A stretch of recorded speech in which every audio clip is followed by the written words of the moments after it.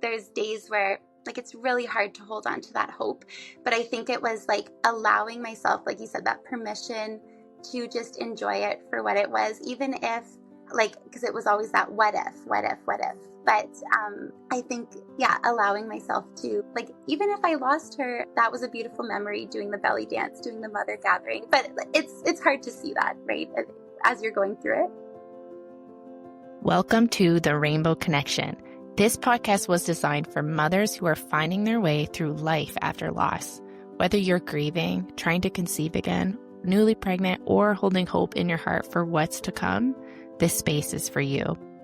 Each week, you'll hear real and tender stories of love, heartbreak, healing, and the babies who continue to shape us.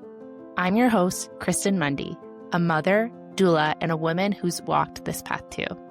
May these conversations remind you that you are not alone, that your baby is never forgotten, and that hope and grief can live here together.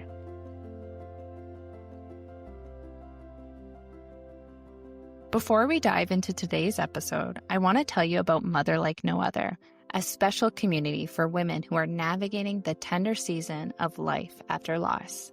Inside Mother Like No Other, you'll find a warm, supportive space of moms who truly get it, plus practical tools to help you through the hard days. You'll have access to a private online community where you can connect with me, an experienced doula, and other moms navigating the same journey. Each month, we gather for live workshops to connect and learn, covering topics like supporting your fertility journey, grounding strategies, self-advocacy, and ways to nurture your mind, body, and soul. We also bring in guest speakers to share their expertise and inspiration. The best part? It's only $22 a month. No long-term commitment, just real support when you need it most. If you're ready to feel more grounded, connected, and held through this season, come join us at thedoulalife.ca/mother. You do not have to go through this journey alone. And by joining us inside Mother Like No Other, you won't have to. Today I'm sitting down with the incredible Carmen Grover, a mother of 11 babies, 4 earthside and 7 held so closely in her heart. Carmen has a story, and today she shares about her early miscarriages, the devastating loss of her daughter, Kaia Bell, and the complicated and courageous journey of her pregnancy after loss. She has a few of them. She also shares so honestly about all the fear, the hope, the joy, and of the little tender moments that she carried through some of her darkest seasons. This conversation really gives us a glimpse into the raw and sacred truth that is motherhood after loss.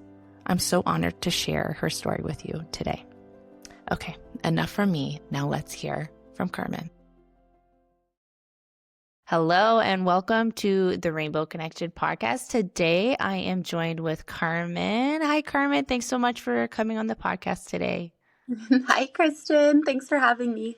Of course, I'm really looking forward to my conversation with Carmen today. I think that she has a lot of wisdom to share with us. She has been through a journey, and she's going to tell us all about it. Carmen has gone through 11 pregnancies, and she is going to share about her experience and what that has been like for her. But before we dig in, Carmen, why don't you tell our listeners a little bit about yourself? Sure, yeah, so I'm Carmen, and my catchphrase has kind of become, I'm a mom to 11 babies.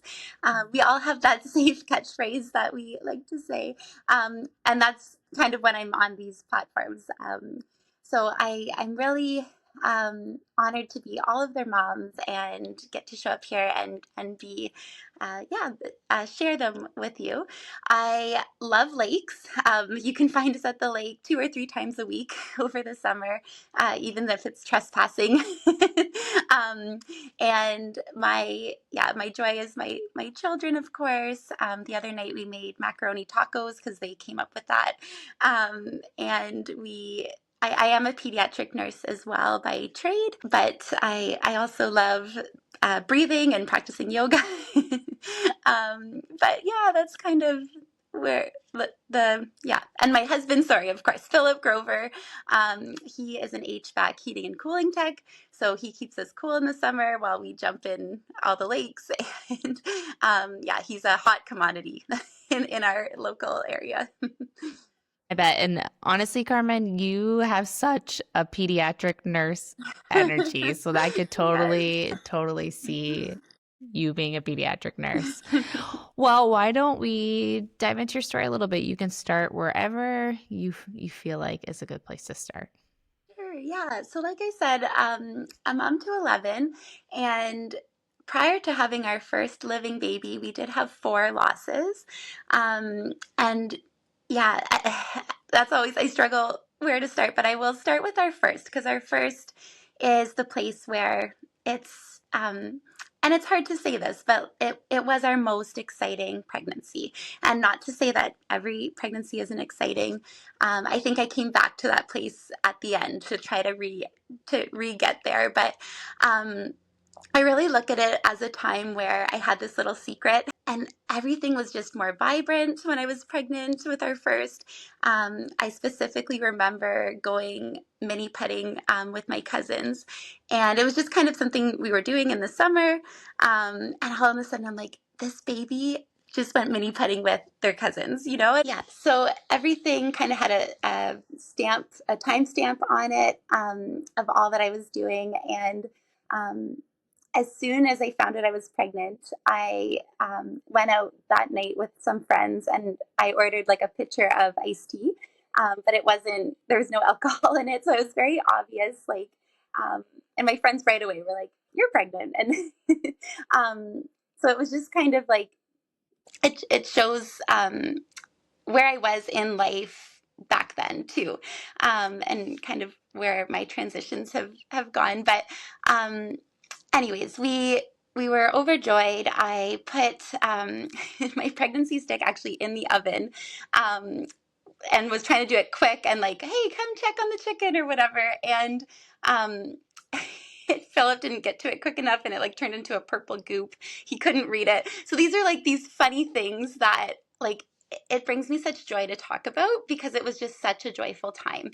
And I was like, okay, noted. Like, and I didn't think of that at the time, but I'm like, next pregnancy announcement, like it's going to be more epic or whatever. But um, it, no, it was just such a beautiful time. And as a pediatric nurse, I mean, at the time I was actually an emerge nurse. So I had seen pregnancy losses. And I mean, we learned very, very minimally in school about miscarriages, but it's never going to happen to you. I know it's cliche, but it was always like, yeah, you'd never internalize it for yourself.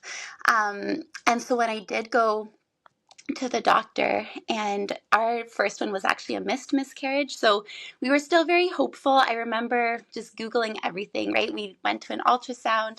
I seen that there was like no fetal pole, and that kind of, I didn't know what that meant at the time, but I remember googling it and just not having a good feeling. But also there was so many factors where they're like, well, 1 in 4 people do bleed in pregnancy, and this like you could tell the doctors were trying to be hopeful too, and this is your first pregnancy. And then at the neck, like through the night, I knew things kind of really ramped up. And when we went in, the doctor was a younger doctor, and he just said, go home, take Tylenol and Advil, and it'll pass.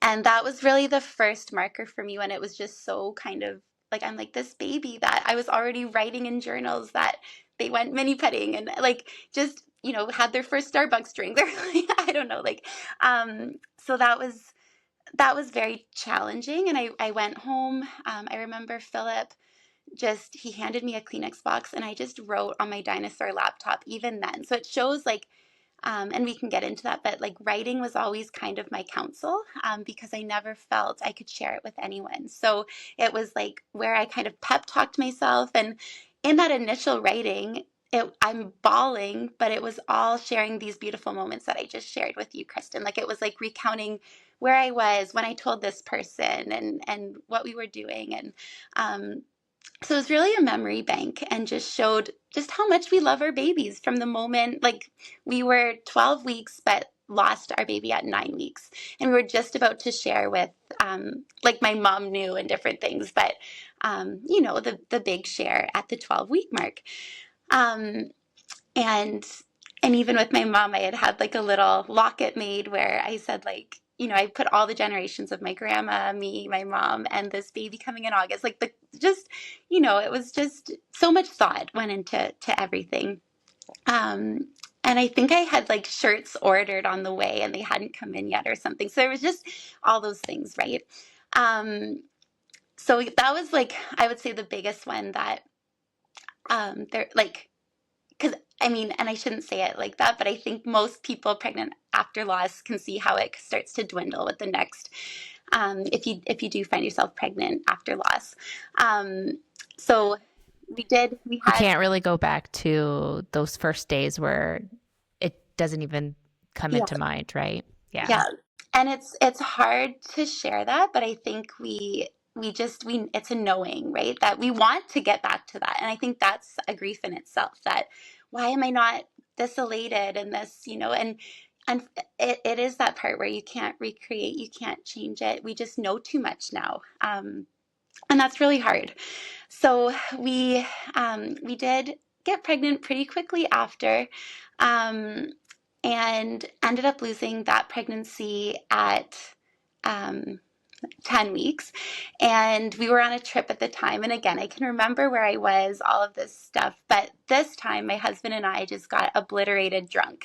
And we were like, calling it, chopping it up as a good time. We were in Georgetown. It was an epic trip out east. But you could tell, like, that was our way of like numbing for sure. We were both hurting 100%. Like now I see that.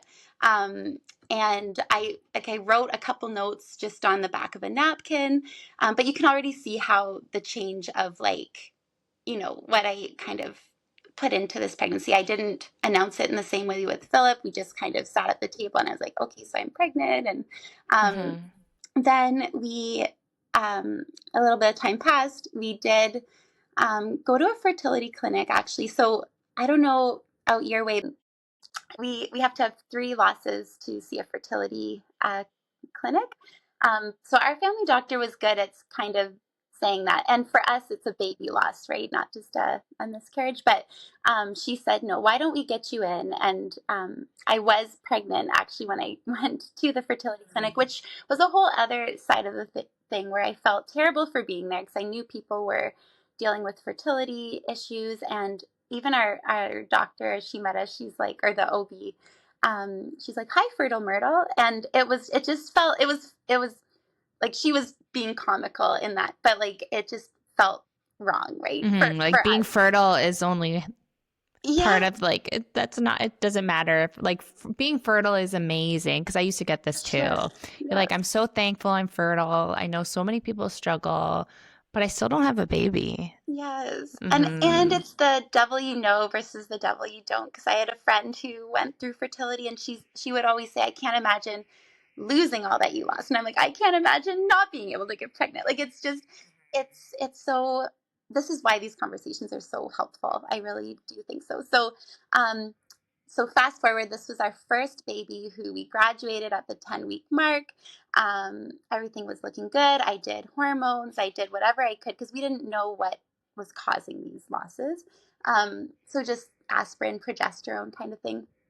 Um, and I know it's all a long story, but I was away up north and we had done the anatomy scan and I hadn't heard anything for a couple of weeks, and I guess the report actually sat on her desk for a couple of weeks before they got to it. So that was also unnerving, but we didn't know any better. Like we were just like, oh, we haven't heard anything. Like, but I was already like, we've made it past the 12-week mark. I wasn't even like in that space. But when I was up north, it was the first time I felt our daughter kick. Um, and it was that hard thing of um, yeah, like it was the first time we made it that far, and I didn't know I was going to be losing that too. Hmm. But it's still one of my most beautiful moments is always remembering those first kicks, of course. So this is where it's like in the moment we have so many beautiful moments, and then it's looking back that they're heartbreaking moments because they were so beautiful. Mm-hmm. And then it's because then you're aware of what you lost. But we were told that she had a backwards heart, is how they said it. But once we did more investigating, it was called double outlet right ventricle. She We got genetic testing done, um, but we had to make the unimaginable decision for termination for medical reasons. She had just too much going on. We basically, our OB said, the heart is just the tip of the iceberg. She ended up having, and we didn't find this out till after, because we did the amnio, but we only had till 24 weeks here Mm-hmm. for that procedure. So it was all so, like, that in itself was so complicated, and I could talk forever on that because it's all we wanted. We finally made it to this point. Like, this was just cruel, and I was obviously, like all my doctor friends, I was searching every database and everything I could find, and at the very best it was like maybe needed 8 surgeries by time she was 1, if she made it to that point. Mm-hmm. um, so it was so complicated. I still remember her being born. I'm maybe they were wrong. Maybe she's fine. But she was so beautiful. It was one of my most beautiful um, deliveries well, not the delivery part, maybe, but like just holding her and being with her and wanting to show her to everyone, and then realizing she's not coming home was, yeah, awful. And that experience too, um, just how the delivery went. It was kind of just a filling in, um, I think, urology doctor, and he kind of just said, there it is, and then he walked away. And um, it was, anyways, that was very, very hard. But she was everything, and I posted a picture on Facebook to say, like, and it wasn't like she was tucked in with me, but that was kind of the moment for me where everything changed, where suddenly people are reaching out that were like my parents' age, that had losses. And because I didn't look at it as a bad thing to share, because I was sharing my daughter at the time, Mm-hmm. right? Mm-hmm. So anyways, there's so much on that, but um, and I'll tell at the end, there is a book that I wrote to like explain all of this, but because I'm not doing it justice. She's everything. Her name even like meant pure beauty, and she really was. um What was her name? What is her name? yeah, Kaia Bell was her name.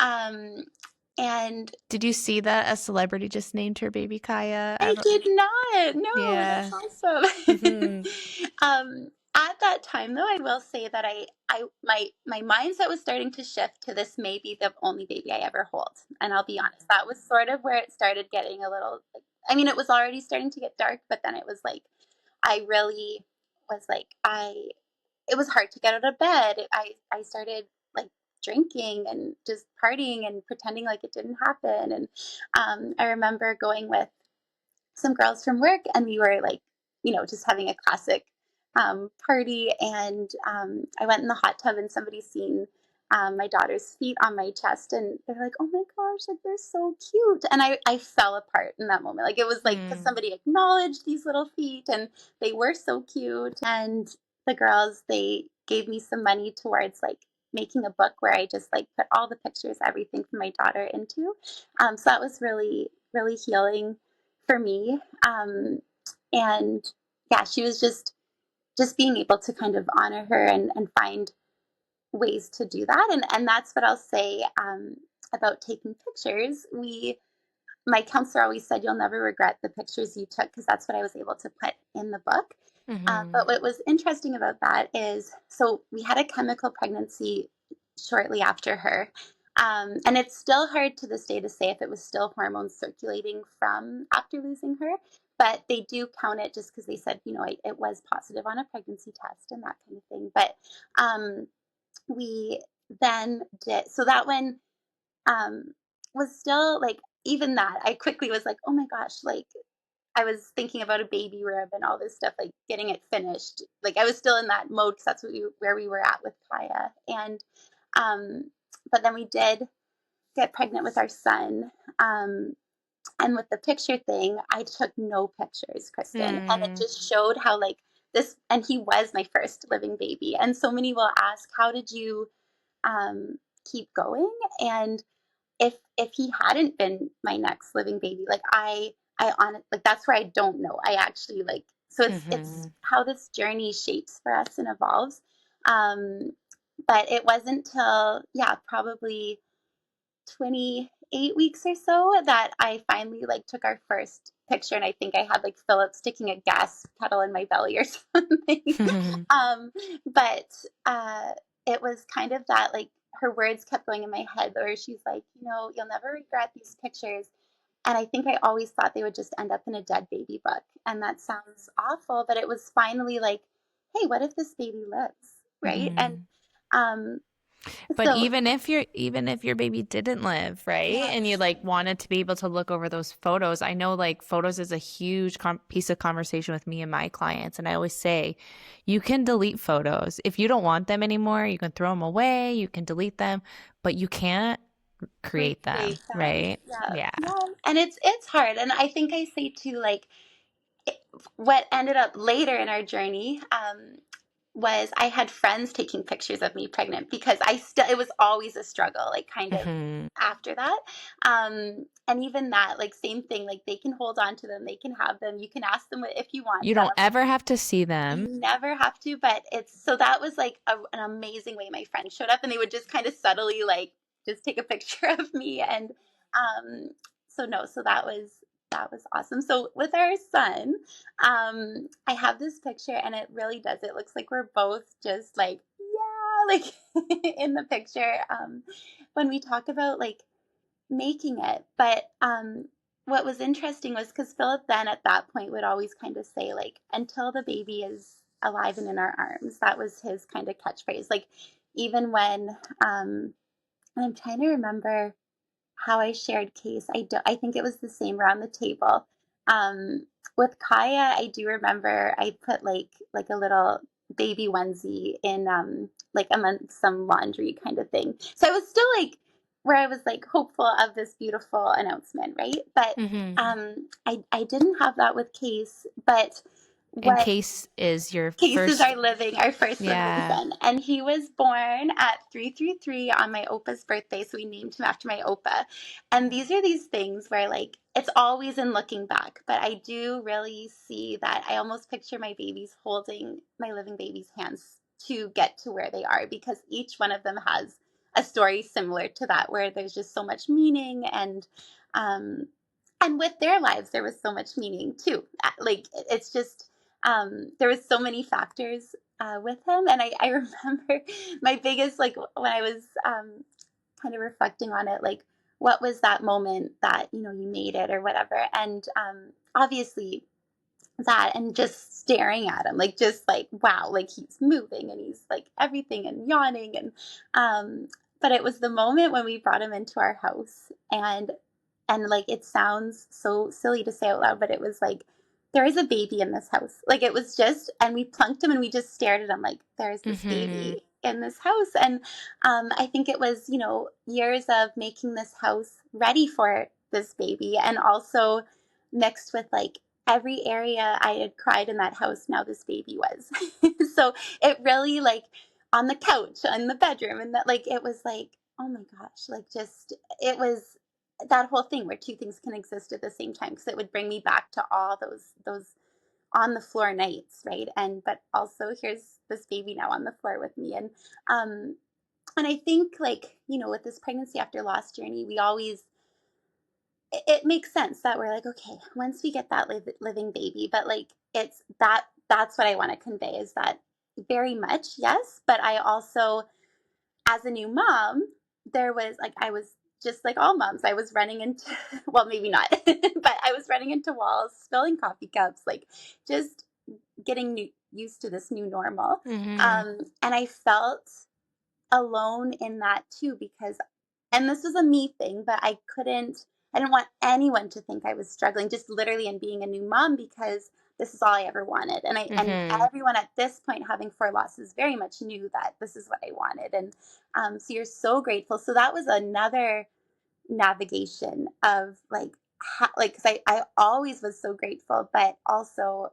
I'm a normal human being, and Totally. this is hard. Like, You're still a new mom and you still have never done this before. for sure. And you can want a baby like crazy, but doesn't mean that you No. sleep throughout the night and like you know exactly what your baby's needing at every moment and you don't have the hormones going crazy. Like it really is still a new mom experience and For it's tough. sure. And I think even more so in that I wanted to do like everything with him. So I think I put so much pressure on myself, because I'm like, I almost like you're making up for lost time. Like I'm like all these things, like all these dreams, everything. So rather than taking the rest I needed, I was like going visiting every friend, like showing them off. Like there was Super no mom. routine. There was, yeah, and like I only see that now. And you know, as you go on this journey, you hopefully start to give yourself more grace. But yeah, so that was a huge navigation period. But so yeah, I'll kind of, not to downplay, but we had another living daughter after Case. And with her, we kind of start like, so they're 16 months apart, but we started early because we thought for sure we'd lose another 4 babies. Like, again, this is like always in you. The trauma is just speaking to you, It's right? Telling you that always, story. yeah. So then it was like, oh wow, like she's actually gonna live. Wow, this is, wow, like they're very close together. This is gonna be crazy. And it was. But so Maylee was our next little girl, and her name came to me in a dream, and that's a whole thing in itself.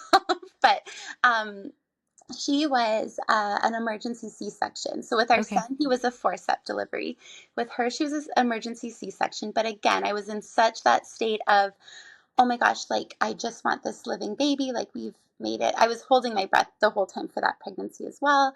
Um, Did you and feel like because you did bring Case home, that second pregnancy after loss, did that feel like any of that anxiety let up, or was it still just as it, intense for you? it was interesting, because then I had a little more where I'm like, okay, so I did take more pictures, because now I was a little bit past, or like not past that, but like had that in my head.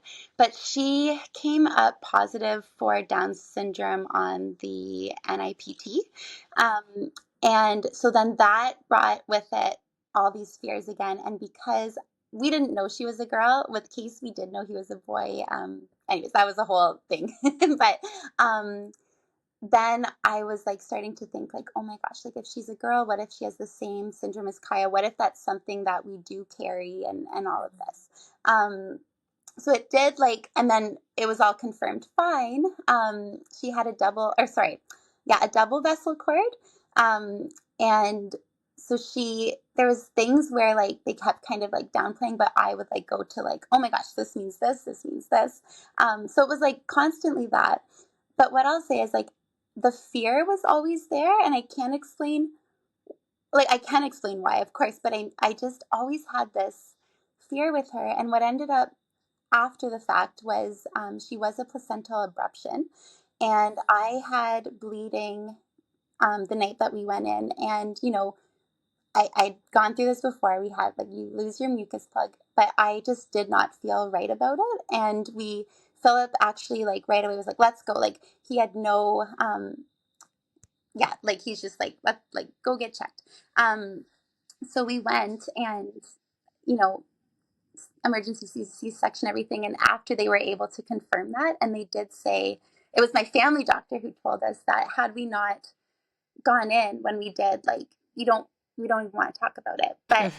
But my counselor later told me, she's like, I wonder, almost like this fear that you had in you was like maybe trying to tell you something. But also I do wonder if like all our losses, because it made us so paranoid, um, actually helped in this situation where, I mean, we all find our ways of looking at things that bring us comfort. So I don't want to say that to scare anyone, and like, but there was such a um I don't know, like a trust your gut kind of Just situation. like a And deep knowing. yeah, Hmm. and then we don't allow ourselves to even think what could have, or um, so those are those things where I'm like, I'm not saying that, I'll never say that these things had to happen for a reason. Like there's no reason, and but I do think you find maybe reason in some things, like where I was like, okay, this did, like having this history did make us like run to the doctor right away. Whereas otherwise, maybe I would have, oh, we're fine. Like bleeding, that's normal in early labor, like, or what, like all those things again, right? Hmm. Um,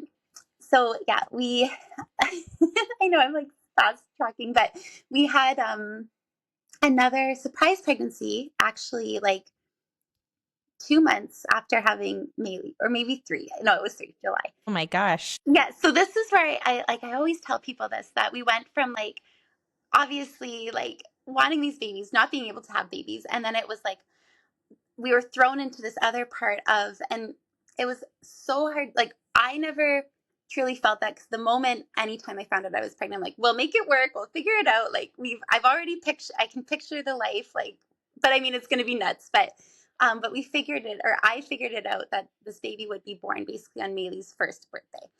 And between Case and Kaia, there was like they were the Irish twins in theory, because she was January, he was December. And I just kind of was like, oh my gosh, like, but I was already like, okay, we'll figure this out. But when we lost that baby, and this was at 7 weeks, so it was an earlier loss, I remember Philip being like, what a relief. And I like kind of like chalked that up. I'm like, yeah, like for sure. Like, um, but also, um, and at the time I was breastfeeding, so it was like, I'm a nurse, and I was like, oh no, like I can't be ovulating, like this is like, so that's not true for anyone. No, it's not. PSA, Yes. breastfeeding is not a form of birth control. But anyways, so it was like, again, there was such guilt attached with that, because I'm like, we went from this extreme of like, and we still very much would have wanted this baby, but then we went from like, we weren't planning now for this baby, like, and that kind of felt yucky, because I'm like, man, like how can I now be relieved when this is all I ever wanted? So that like threw a weird thing. But that what that baby did bring was like this knowledge that I knew I wanted another one, but just not then, right? Like It um, just wasn't the time. the Yeah. time, yeah. So then we did go on to get pregnant. Like, yeah, like I want to say like a year later, more than that. Yeah.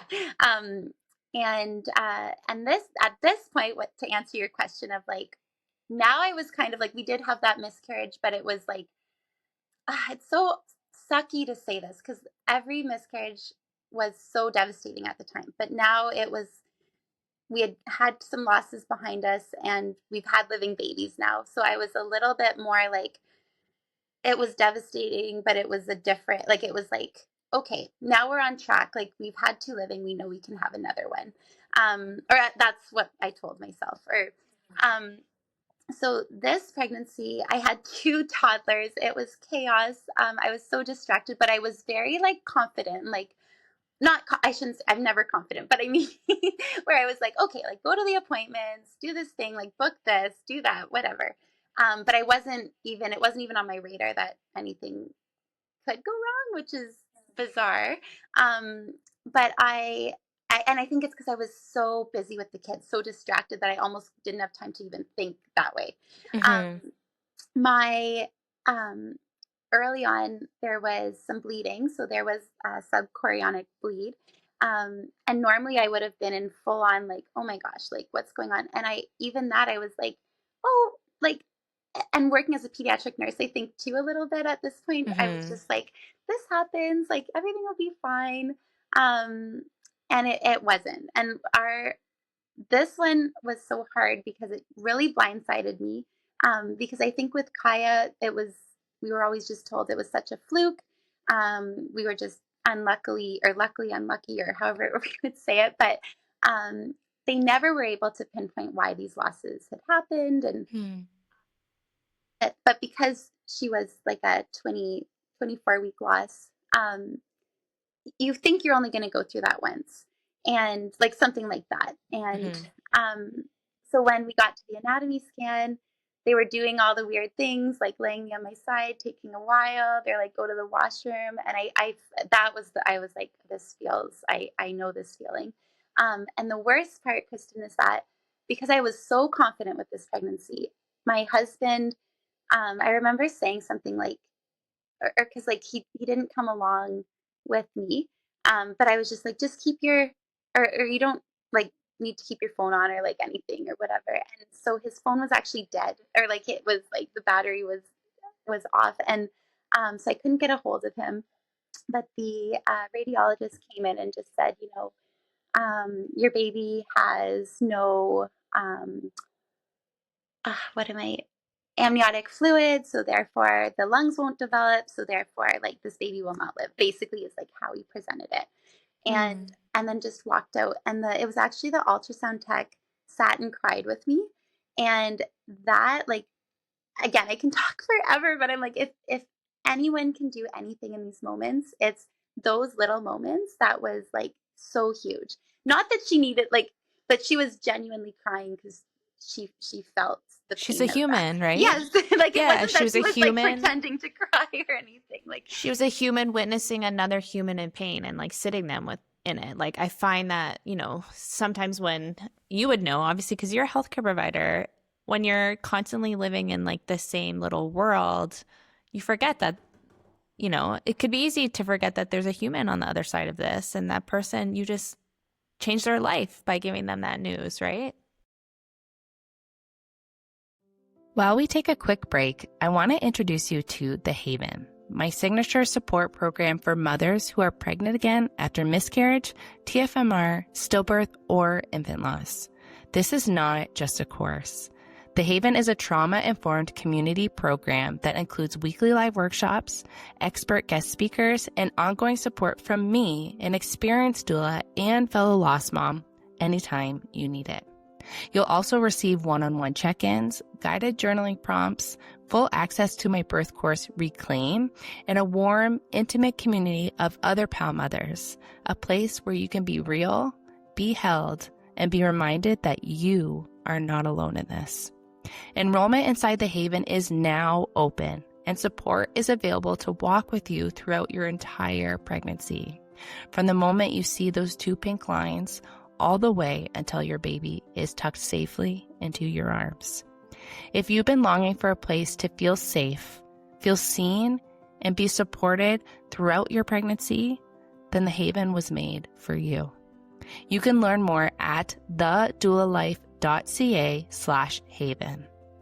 Inside the Haven, your baby is remembered, your voice is honored, and you are fully supported every step of the way.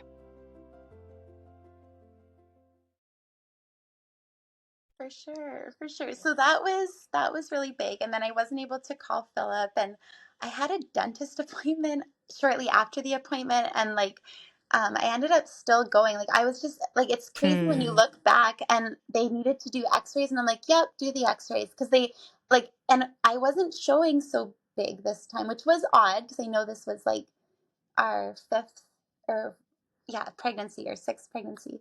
Um, but there was, because there wasn't a lot of amniotic fluid. And these are all those things. And I felt this baby earlier, and like now it makes sense looking back, but I was just like, oh, this, what a treat that I can, Um, so it was like those rash things where I'm like, I didn't even tell them I was pregnant because I already knew. I was like, okay, here we go again. Um, my kids, like, we had just announced, because we waited till later, because we started to do that in general on this journey. Like, we always kind of waited till the anatomy scan. Um, and but with this pregnancy, for whatever reason, the children were always on me. I mean, they were toddlers, but like always laying on my belly, always kissing my belly, which now are my most beautiful moments. But when we announced, or like we took the picture when we drove back with the Chevelle, the song "Hey Jude" was playing, and my kids are rocking out. So we already knew the name, but we didn't know the gender. They couldn't tell on the ultrasound because there was no fluid.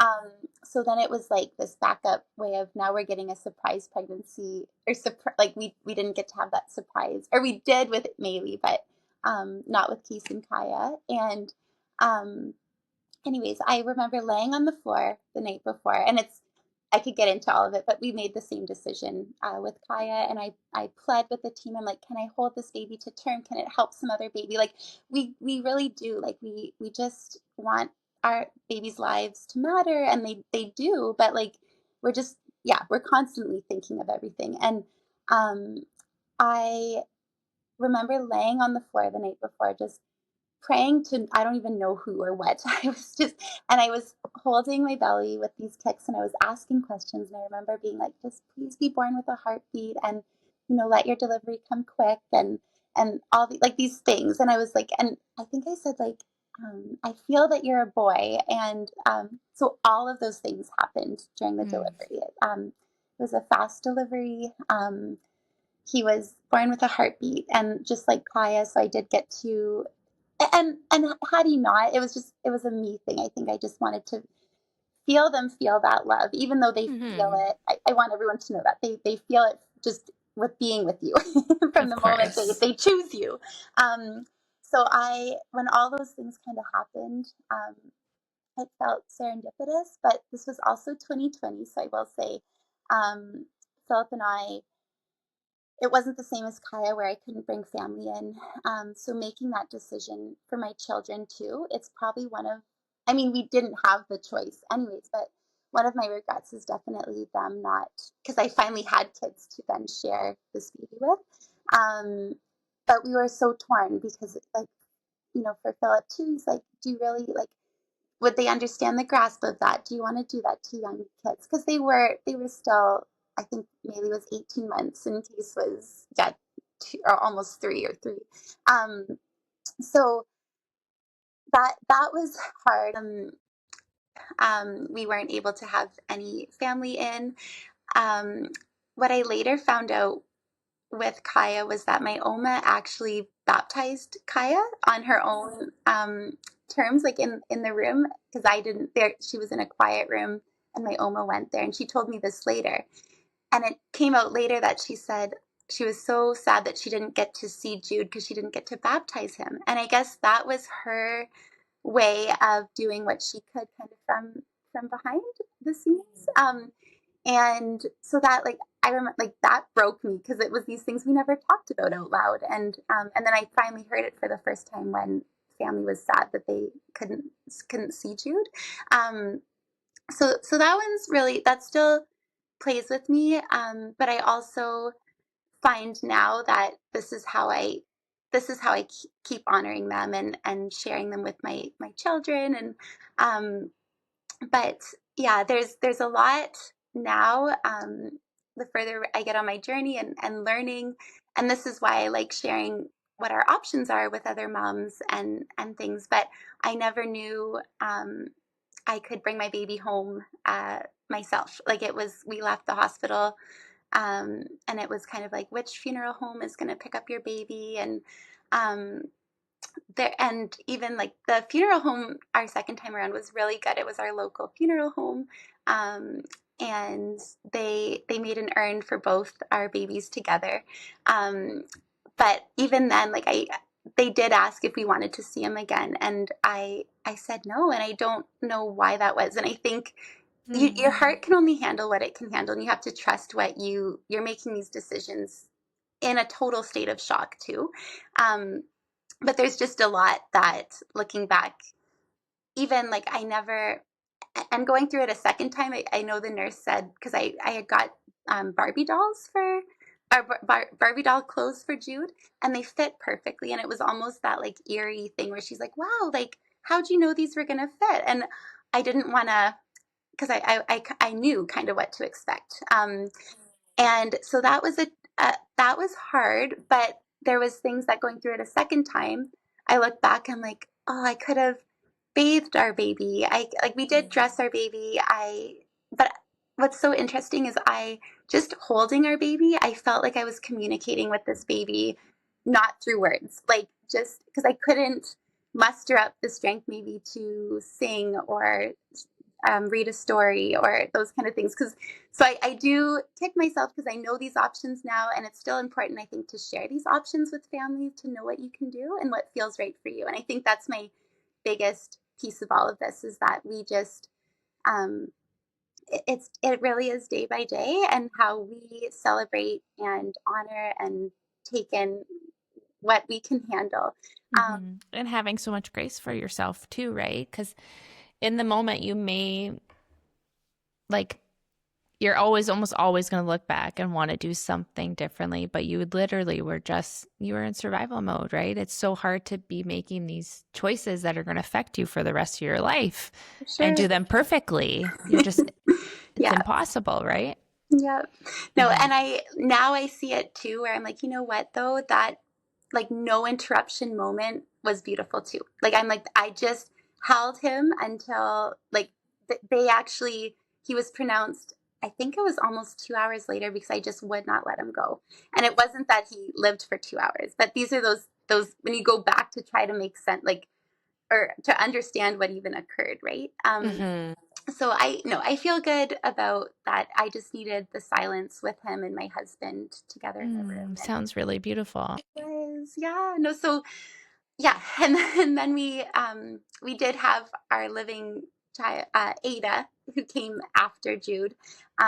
So she was like the telltale rainbow baby, and all of my babies were rainbow babies because they all came after loss, and that's kind of how I look at it. Mm-hmm. But she was, um, yeah, like, but same with her. Like, I didn't let the kids rub my belly because I didn't want them to get attached. So then I kind of went back to that mode again. And she ended up being a emergency C-section where they put me under. So I woke up not knowing where she was. And I freaked out that like, I thought something had happened. And Of course. so there's just so much to where I was in a different place then because I'm like, we actually had gone through trauma with all of our births, but I always displaced them. And there was a resident who came in, same thing, like after, and she says, "How are you doing?" I'm like, "Oh, like I'm in pain, I'm tired, da da da," like the normal stuff. She goes, "No, but emotionally." And same thing, I fell apart. And again, I owe that resident everything for just taking that one extra second to like just say, "Well, how are you?" Because the timing was so important. Um, and then we had another loss after her, and I'm not trying to, but that loss was 2 years ago this past January. And then we had our daughter, Charlotte. So she was our last rainbow baby. And she came in February of last year. So um, yeah, and she's really like, it's so interesting because it's like you can hear it's been up, down, all around. But she, I believe, has like been my biggest healing, and all of my babies have been. I don't want to, but she was the one that almost like those those things that I want to talk about, like where what would be your advice for your younger self and stuff. Like I was always that, it's going to be okay. Like in this moment, it's okay because we didn't know what moments were coming. But she like I took myself belly dancing with her. I took myself to like a mother gathering circle. I did the things that I always wanted to do. I had my first ever maternity photo shoot with her, and I did the rainbows, like the Journey for Jasmine rainbow skirt, and so I laid it on thick with her. But Sounds like she gave you permission to like embrace your pregnancy. yeah, and I think like, and it's not easy. Like I don't want to tell anyone because there's days where like it's really hard to hold on to that hope. But I think it was like allowing myself, like you said, that permission to just enjoy it for what it was, even if like, because it was always that what if. But I think, yeah, allowing myself to um, even even if I lost her, that was a beautiful memory doing the belly dance, doing the mother gathering. But it's hard to see that, right? As you're going through it. Um, and one thing too I'll say about this was I think no, it was the pregnancy that I lost actually. When I called to say I'm pregnant, she asked on the phone if this is a happy pregnancy. And it really took me aback because I had to think about it. I was like, I've never thought of it not being a happy pregnancy, Mm. but it was almost like every pregnancy was a happy pregnancy and worth celebrating and excitement. And that's kind of like the message I want to tell moms, because I think the doubt and the fear sets in before we allow time to almost like actually be like, okay, I'm pregnant right now. Like we can celebrate this. Um, Easier said than done for sure. But it was kind of that moment of like, no, you know what? Like every pregnancy was and is a happy pregnancy. It wasn't until it like, then I would say it wasn't when I lost it, but it really was. It came from a place of hope and joy and Mm-hmm. that kind of It's funny because that question at first I was like, what a bizarre question to yes, ask. But in the same sense, it's like, oh, there are some for pregnancies sure. people aren't happy about, right? So it's like, Absolutely. it really does. I wonder what that woman has seen to make. Yes. That's what I think of. Like, Yeah. what made her ask that question? Because maybe she has a journey of her own, right? Or maybe she's supported people where it wasn't a happy pregnancy. So interesting. Yeah. Yeah. Perspective, right? So, Carmen, I would really be interested of knowing, like, I mean, we said if you could go back and give yourself a piece of advice, and I think you kind of said it, but what would that advice be? It honestly, like, I wrote down so many things, but um, I think, well, and we know this, but that relationship doesn't end where the baby did. Um, and that kind of is what I keep coming back to is because in more and more beautiful ways, and only time has shown this, Kristen, this was not like, and there was days, like I will say that having my babies, because I had it both ways. I had where I lost before having living babies, lost babies after having living babies. And it was my living babies when I had them that got me out of bed because I really, they're like, that's how dark it really was. So when I say this, Mhm. it's not to be like, okay, this is how it started. I was like, yep, um, but it's now. And I think that's why it's taken me this many years to finally open up and talk about it because they just show me, yeah, I'll get emotional, but it's how they keep showing up is beautiful. Mhm. And it always comes at the right time. And um, there's this place called Lachlan's Retreat, or Lachlan Retreat Canada, and I signed myself up like 2 or 3 years ago when we did have our loss, like our last loss. And but again, it was sort of like um, I don't know why. I've just always downplayed our losses because I plunked them all together. It was like we just keep having losses and they all meant something, but they as the more losses I had, it was just easier to kind of sum them up together. Um, Mhm. so lo and behold, this retreat she has an opening pop up, and now I'm at a place where I have my rainbow living baby. I'm like, oh, I can't be allowed to go to that. Like I feel bad because this was like 2 years ago, and um, but I think the timing couldn't have been more perfect. And one of the moms actually said it. She's like, you um, get to be a mama for those babies this weekend. Like that is your job this weekend. Um, and that's exactly what it was. And I realized like how much that's not how it started, but I kind of as I like had time to reflect, you I was able to recall due dates and like all those things that I thought I forgot because you kind of like lump it all together, but it's still right there. It's just accessing it in time.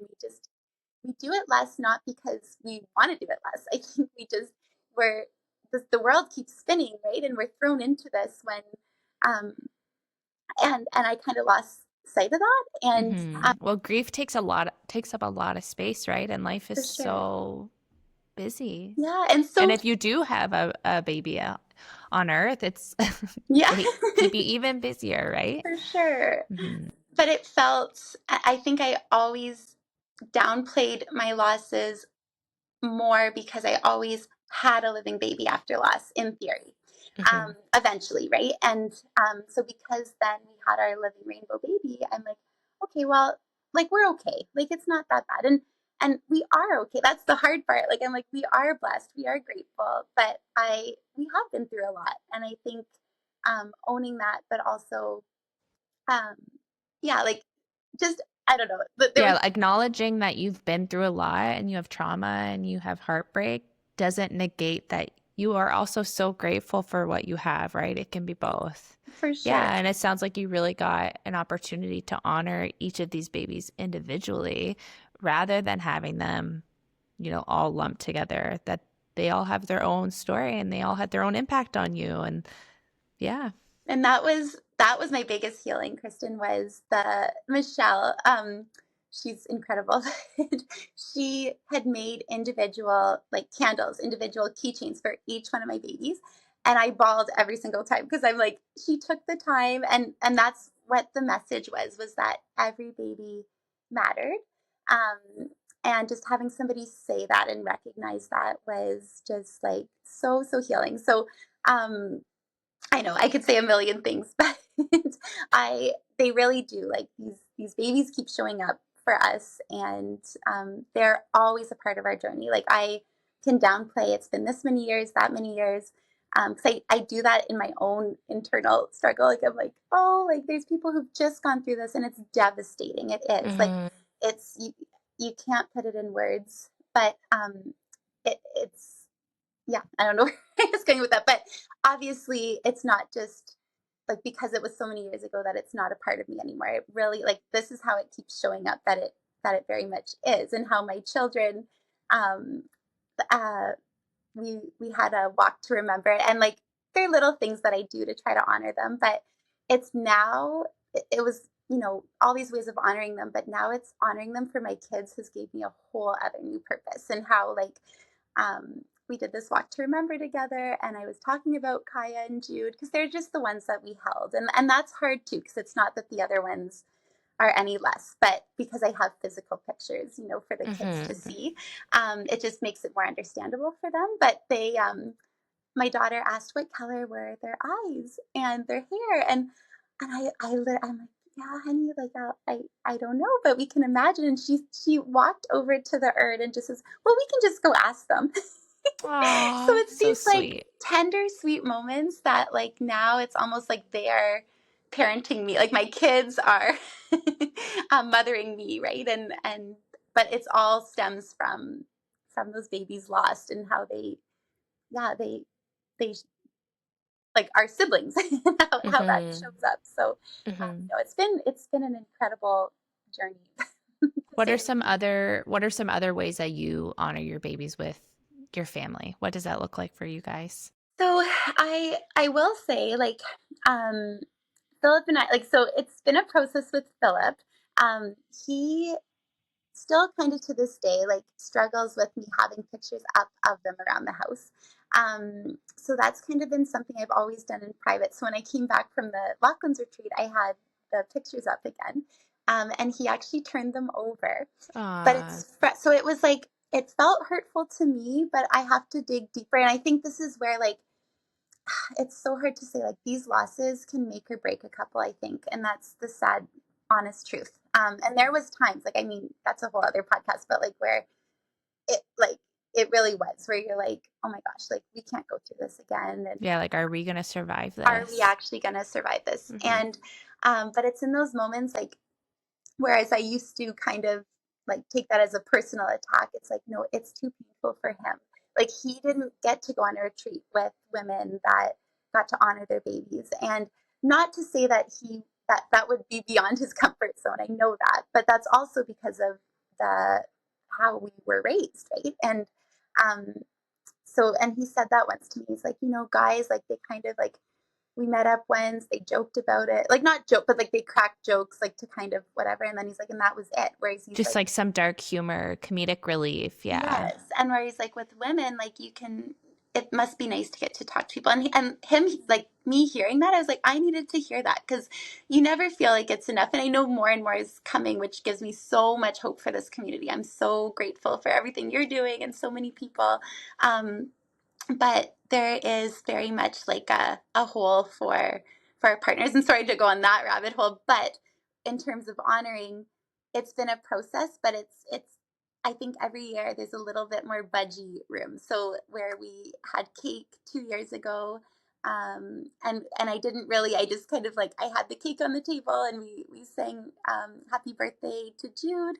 And Philip was like, he didn't sing it, but he was there. He was, Mm-hmm. so like the more I am doing, like he comes to the walks to remember, he delivers, I make these little comfort kits and he delivers them. So he has his hand in it, but it's always from the sidelines. And I think that's what's beautiful because I think like he's like watching him open up more and more with me, sharing it with the kids because the kids are innocent. So the kids almost like break him open in ways that he wouldn't with me. Mm-hmm. So it's been, yeah, I would say though, like for me, it's like how I honored them was writing their story. That was number one.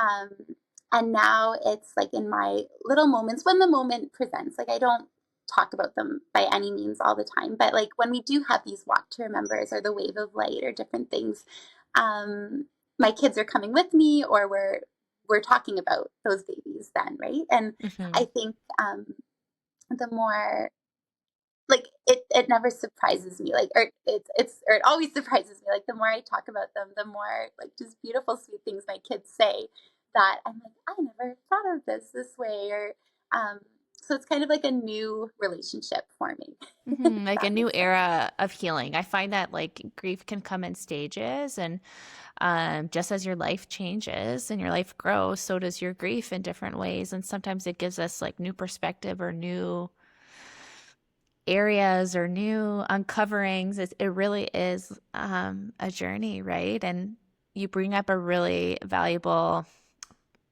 conversation, and that's all of us grieve so differently. Mm-hmm. All of us and our partners grieve so differently. Whereas sometimes, it is like if you're in a heterosexual partnership, it is the male that wants to talk about the baby and it's the mother that doesn't. It really is a very personal experience, grieving and even just growing your family and finding ways to honor your baby as a family. That's growing too. And it has to have like a balance, obviously, of both parents. And um, that in itself is a journey too. And I'm sure it's going to evolve as your children get older and they get more aware and ask more questions. And yeah, I think you bring up a really beautiful perspective that a lot of people will find, you know, some validation and see themselves in it. So thank you. No, of course. Carmen, I'd love to hear very quickly as we close things off, maybe a little bit. I know you mentioned it, but you wrote a book. And I think I would love to put that in the show notes and share it with this community. But why don't you tell us a little bit about your book? Sure, yeah. And that's why maybe a little bit knowing that I wrote the book, that's why I kind of speed dialed through. And so I Sure. really want you to know that each one of these babies mattered so wholly, and that's what you can see in the book. Mm-hmm. So basically, from how I started when I told you, like with our first loss, I started writing on the dinosaur laptop. And that just evolved to me doing that with every baby, no matter if I lost them or I had them. I just always did that. And what kind of transpired, especially in 2020 when we were all like, it's just weird, right? Weird Mm-hmm. times where I'm like, it's not to say we weren't busy, but like I did magically have more time. But I realized, and especially Jude, we lost him in 2020, that I had like 7 diaries under my bed of these baby books, basically. And it was just the catalyst because I was writing again, right? I was writing to Jude and then later writing to the baby coming after to Ada, and um, I I just something clicked where I'm what's the reason of all this? And again, it's not that like us just loving our babies is enough. I hope everyone knows that. Like, you don't need to write a book. You don't need to do a like, but I just had this moment, and now having living kids, I'm like, you know what?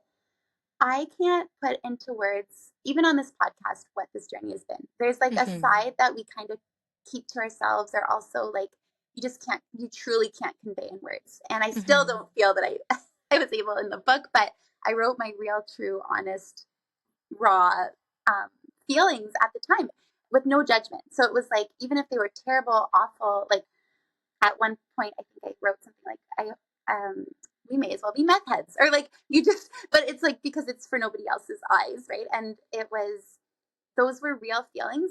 Those feelings changed, and then in looking back, I could see how we've evolved. But had I not kept those journal entries, I would never have been able to write our story, because I have this new perspective now, right? And it was so like to see just how dark it really was.